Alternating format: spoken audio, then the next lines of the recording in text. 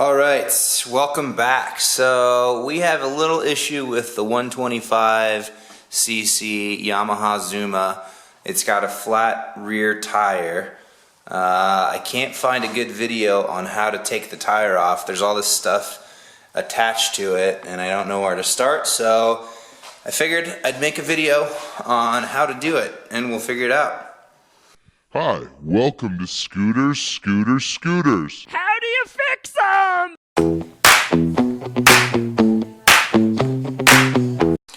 Alright, so first things first, it looks like I'm going to have to take the exhaust off. It's kind of covering up the wheel area, so I will start with that. Looks like I'll probably have to take the suspension off as well. But we'll just start unbolting the exhaust and see what happens.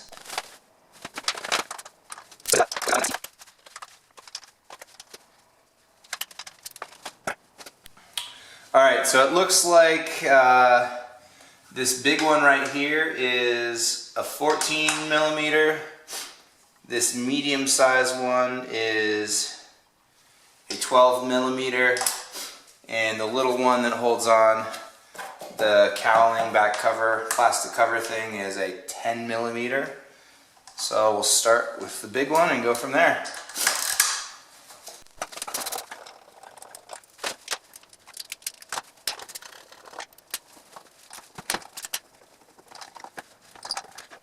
Alright, so once you undo this top bolt, this bottom bolt, and then this bolt over here, there's 3 bolts that hold up the big part of the exhaust. You can kind of feel that all the weight's resting on those 2 connections that tie into the engine manifold.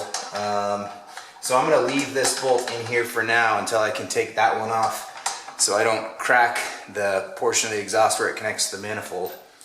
And then we'll start over here. I have no idea what this thing is. Maybe it goes to some kind of sensor.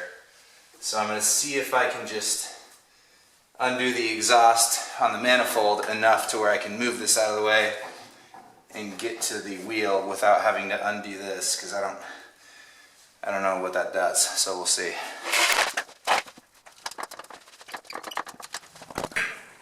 So that is a look at the exhaust pipe where it actually connects to the manifold.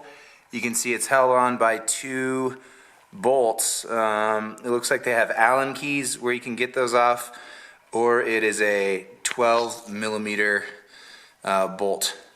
So I think once you unbolt those, it should come off, other than whatever this sensor thing is. If you can see that, I'm not sure what that does, so we'll just try and pull it off and see what happens.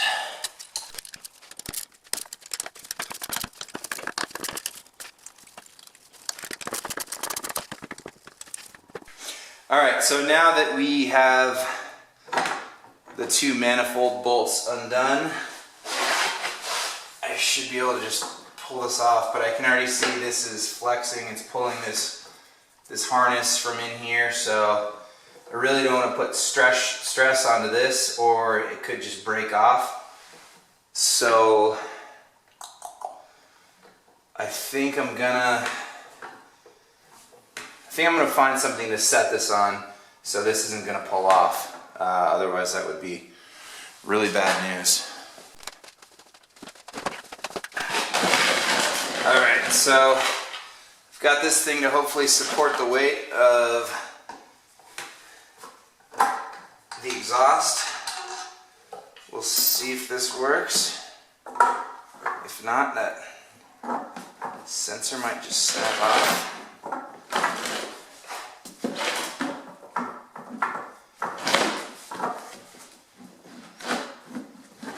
Alright. I think that's going to work for now. Now that the exhaust is off to the side, I can get into this section, and looks like I'm probably going to have to take this part off and this plastic part as well.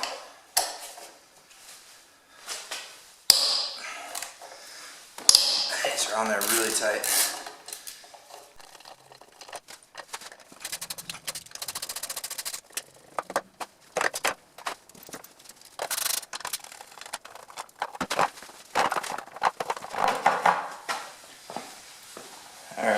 cannot figure out how to get this part off. It's connected somewhere that I can't see.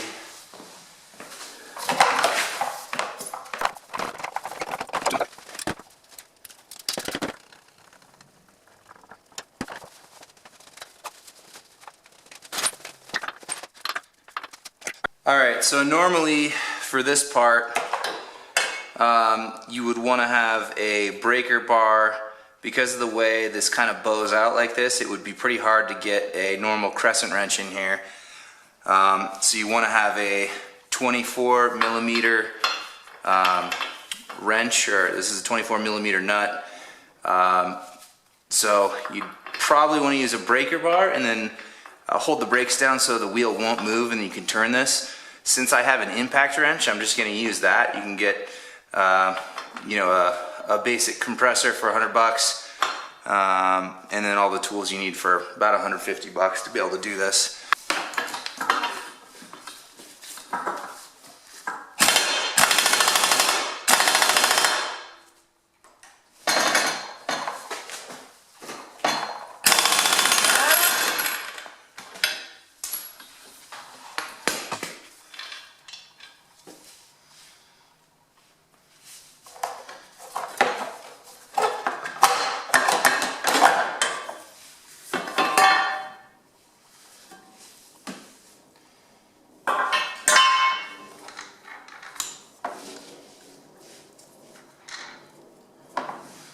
So it looks like there's two bearings on either side of that little protective shield connector.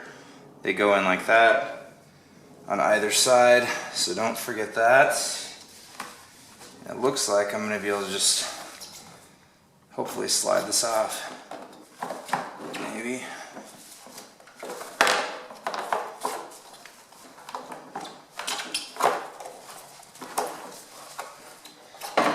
No.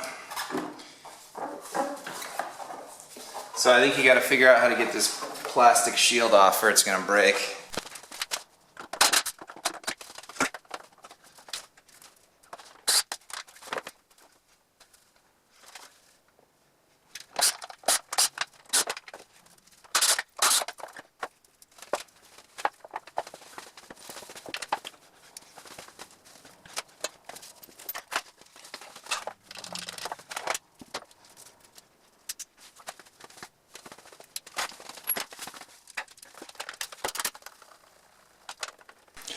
Alright, here's the tip of the day. In order to get the tire off, apparently you have to take this black plastic cover off. I've already taken the whale tail cover off that kind of comes down this way.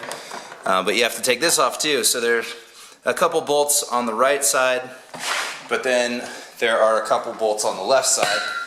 They're hidden, so you actually have to remove the air box, as you can see here.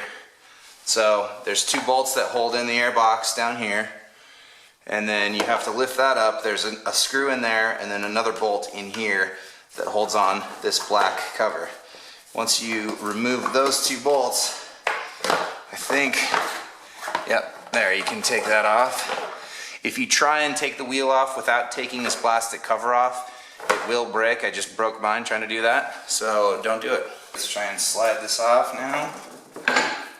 Ah, success. Alright, so most motorcycle shops will swap these out. They'll take your old tire off the rim, then put on your new one. One thing that I always do, you want to mark the tread pattern and direction on your wheel. More often than not, if you don't, they'll put the tread pattern in the reverse direction. You can see it's supposed to rotate this way, and if you just give it to them, they'll take it off and they'll forget which way it's supposed to go. They could mount it the wrong way. Alright, so all in all, that took 27 minutes to pull everything off. Alright, here we are on day 2 of the Yamaha Zuma 125 rear tire replacement. As you can see, we have the new tire mounted on the old wheel.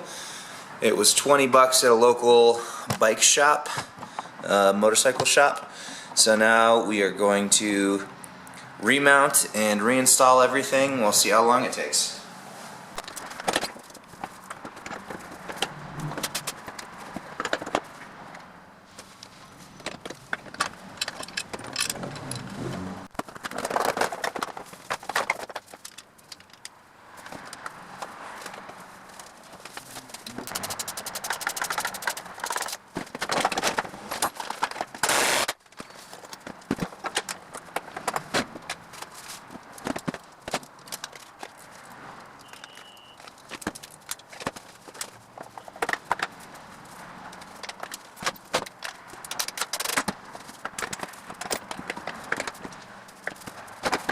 Alright, so there you have it.